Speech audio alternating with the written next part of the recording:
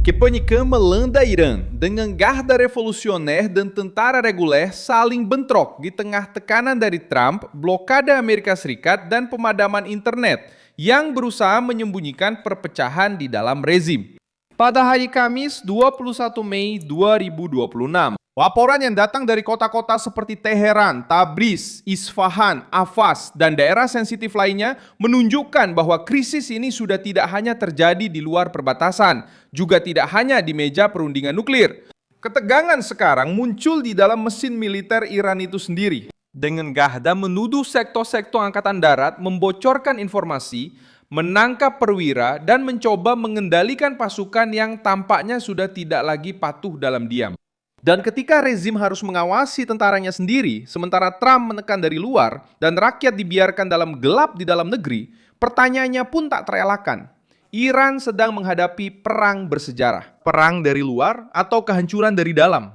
Apakah Garda Revolusi masih mengendalikan Iran atau sudah mulai kehilangan kendali? Apakah Trump melihat rezim mulai retak dari dalam pada saat yang paling rapuh? Saya akan segera menceritakan semuanya, tapi sekarang kamu pasti ingin berlangganan kanal ini agar tetap mendapatkan informasi terbaru. Informasi secara real time, dengan kualitas jurnalistik terbaik yang pernah ada, sesuai standar kredibilitas Alves. Pengawal revolusioner dibentuk untuk menjaga kekuasaan politik rezim, bukan hanya untuk mempertahankan perbatasan. Tentara reguler memiliki asal-usul yang berbeda, fungsi yang berbeda, dan hubungan yang berbeda dengan masyarakat. Itulah sebabnya konfrontasi antara kedua kekuatan ini sangat besar dampaknya. Menurut laporan yang diperoleh dari sumber internal, ketegangan dimulai setelah para komandan Garda Revolusi mengusir perwira dan tentara angkatan darat dari fasilitas militer bersama. Menuduh sebagian dari mereka membocorkan informasi tentang pangkalan rudal dan struktur drone kepada Israel dan Amerika Serikat. Setelah itu, terjadi bentrokan di beberapa lokasi. Korban jatuh di kedua belah pihak dan puluhan personel militer angkatan darat ditahan. Rezim mencoba menganggap ini sebagai kasus terpisah, tetapi sinyal politiknya sangat serius.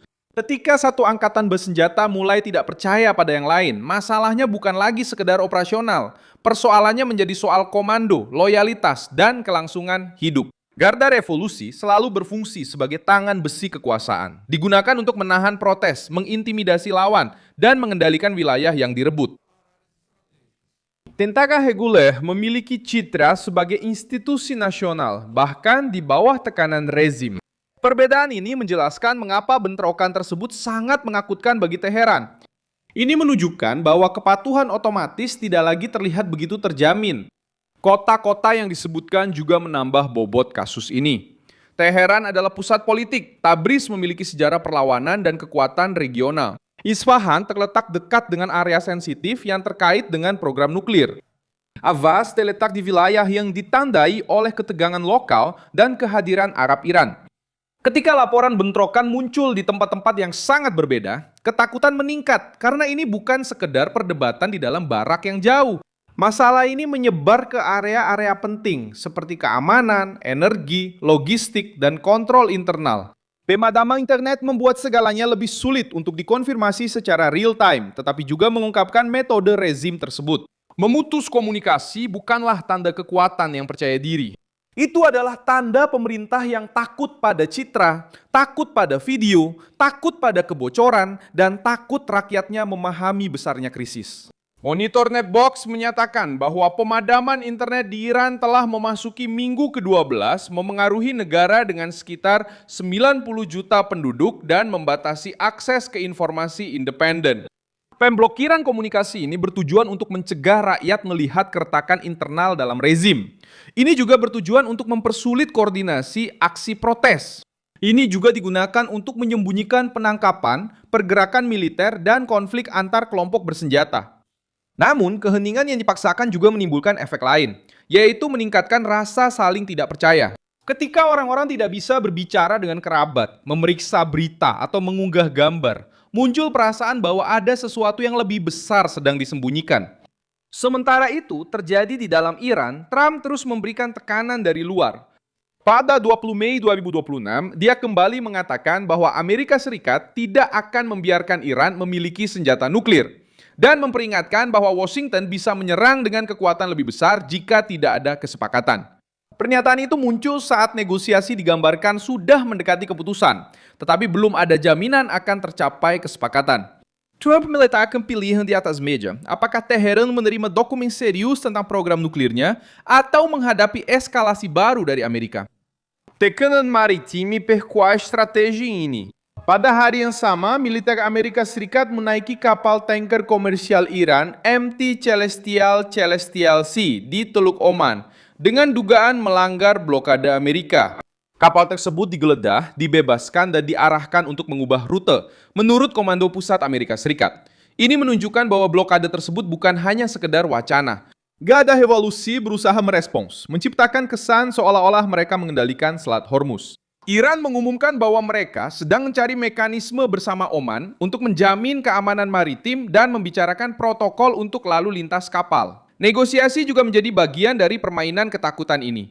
Pakistan membawa proposal revisi dari Iran kepada Amerika Serikat untuk mencoba mengakhiri konflik tersebut. Namun, Reuters melaporkan bahwa pembicaraan masih terhambat oleh isu-isu utama: program nuklir, pengendalian Selat Hormuz, penghentian blokade laut, kompensasi atas kerusakan akibat perang, dan dimulainya kembali penjualan minyak Iran.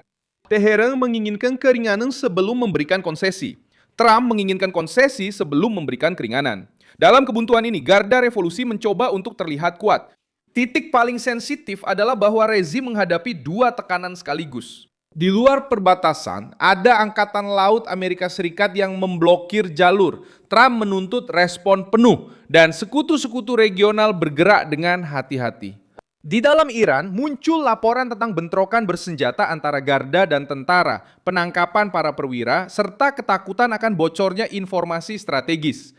Kombinasi ini berbahaya karena rezim tertutup bisa bertahan menghadapi krisis eksternal untuk sementara waktu, tetapi akan jauh lebih menderita ketika keraguan mulai masuk ke dalam mesin keamanannya sendiri. Garda Revolusioner tahu bahwa kehilangan kepercayaan internal berarti kehilangan kendali politik. Karena itu, mereka bereaksi dengan penangkapan, pengawasan, dan tuduhan. Perwira militer yang dituduh membocorkan informasi menjadi sasaran karena Garda melihat setiap celah sebagai ancaman eksistensial. Jika pasukan reguler mulai menolak perintah dari Garda atau menolak operasi di dalam kota-kota Iran, rezim akan semakin bergantung pada unit ideologis, milisi internal, dan dinas intelijen. Hal ini menciptakan lebih banyak penindasan, lebih banyak paranoia, dan peluang kesalahan yang lebih besar. Tentara reguler juga tidak tampil sebagai satu blok yang utuh. Yang ada, menurut laporan, adalah kelompok-kelompok dan sektor-sektor yang menunjukkan perlawanan, kekesalan, dan ketidakpercayaan. Rasa takut mendominasi justru karena ini bukanlah pertempuran yang diumumkan dengan awal, tengah, dan akhir yang jelas. Ini adalah persaingan internal yang tersebar, dengan bagian-bagian dari struktur yang menguji batas, mengamati reaksi, dan mengukur siapa yang masih mematuhi siapa. Ketika sebuah kepemimpinan harus memutus internet, menangkap personel militer, mengendalikan berita, bernegosiasi melalui mediator, dan merespons blokade laut, itu berarti mereka tidak berada dalam posisi yang nyaman. Jika bentrokan tetap terisolasi, Teheran akan mencoba menutupinya dengan penangkapan dan pemadaman informasi. Jika laporan baru muncul di kota-kota lain, rezim harus membagi energinya antara bernegosiasi dengan Trump dan mengendalikan pasukannya sendiri. Krisis ini berkembang karena rasa takut telah berpindah tempat. Sebelumnya, Teheran mencoba menebar ketakutan ke luar negeri dengan ancaman nuklir. Sekarang, rasa takut itu muncul di dalam struktur yang selama ini menopang rezim selama puluhan tahun. Garda Revolusi mungkin masih bisa mengumbar kekuatan, tapi ketika mereka harus mengawasi tentara, menahan kebocoran, dan menangkap militer dari bangsanya sendiri, tandanya sudah jelas. Kekuasaan itu masih ada, tapi sudah tidak lagi berjalan dengan keyakinan yang sama. Saya, Milson Alves, seorang internasionalis, dan tujuan saya adalah membuat Anda tetap mendapat informasi yang benar setiap hari. Tautan berita ada di deskripsi video. Bagi suka pada video ini, berlanggananlah ke kanal. Dan di akhir, jangan lupa lihat komentar agar Anda bisa semakin terlibat dengan komunitas Milson Alves.